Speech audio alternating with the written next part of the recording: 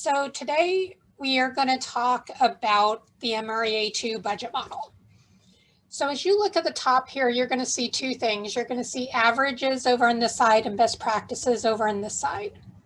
The averages were taken from Keller Williams agents, and we just looked and saw kind of what we were seeing in the marketplace. And then best practices were taking our ideal scenario, and if we could create our ideal scenario, what would that look like? Over on the left-hand side here, you'll see GCI, COS, which is cost of sale.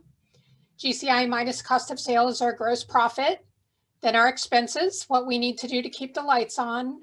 And then that gives us our net income or our profit. So let's talk about cost of sale for a minute. Cost of sale is what could be cap and royalty. It could be our splits to our agents. It could be referral fees. And lastly, it could be concessions. And when I say concessions, every once in a while, we have to buy our microwave to close a property. It's just, that's the thing that's going to get the deal done. So that's when a concession might show up in cost of sale. In general, it's going to be pretty rare. Okay, so as we look across here, those 5 things make up cost of sale. Now let's look at GCI.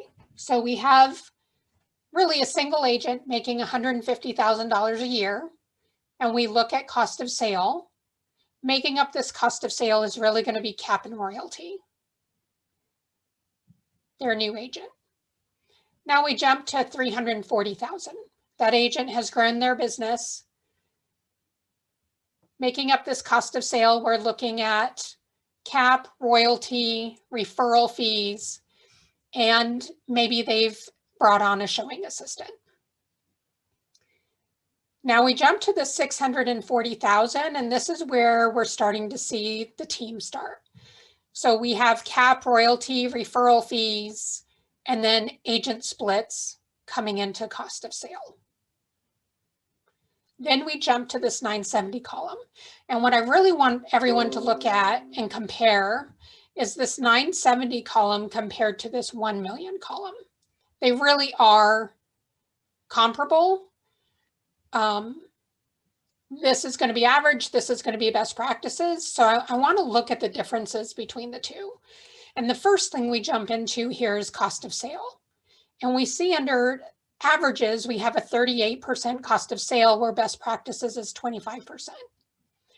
So as we're talking about, or MREA talks about what our agent splits should be, which is going to be our cost of sale under best practices, we're seeing teams in the marketplace be giving that bigger split to their agents. So really the cost of sale is off in this column because of agent splits, which then if we jump to the gross profit, you can see what a difference it makes in gross profit. Now let's jump down to expenses. So in the 970 column, we have expenses at 34%, where best practices is at 36%. Where is that additional money going? So let's look under expenses. Our 2 big buckets under expenses are compensation and lead generation. Under compensation, under the 970 column, we have 11.9%, where best practices are saying 20%. Wow, huge difference there between what we're seeing out in the marketplace and what best practices should be. And I want everybody to think about this for a minute. When our teams are not staffed properly, what is our operations team feeling? Do they have a quality of life? Or are they just struggling to keep their head above water? And if they're struggling to keep their head above water, are we being proactive or reactive? And if we're being reactive as opposed to proactive, how is that affecting our business? How is that affecting our client experience, which in turn affects our repeat and referral business? How is that affecting the value we bring to our agents? And then we come down and we look at lead generation. Under the averages, we see 12.1%, under best practices, 7.3%. When we are understaffed and our staff is overworking, what do you think that database looks like? Do you think it's dialed in?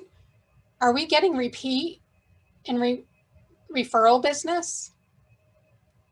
You can see right here what's happening. We're going out and buying more and more leads to compensate for the fact that we aren't staffed properly. So we're actually overspending in lead generation because we're understaffed on the operations side of things. Something else for you to think about. When our cost of sale is high, we're actually giving profit. We're giving our profit to our agents. We've now focused the value for the team on money. Where if our splits are in alignment and we're staffed appropriately, our value is the leverage we give them. Our value is in the quality of leads that we give them.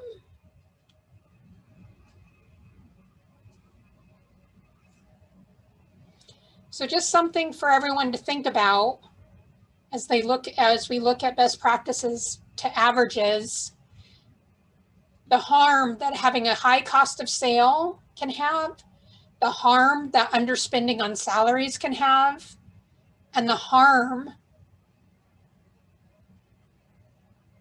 and overspending on lead generation. When we're out of whack here, we're struggling in several different areas. If we can dial it in to be under best practices, we're running a much more efficient business. Our database, which is the value of our business, is dialed in and being used properly. And everybody has a great quality of life, and our clients have a great experience, and our agents have value in the team that's not necessarily tied around money.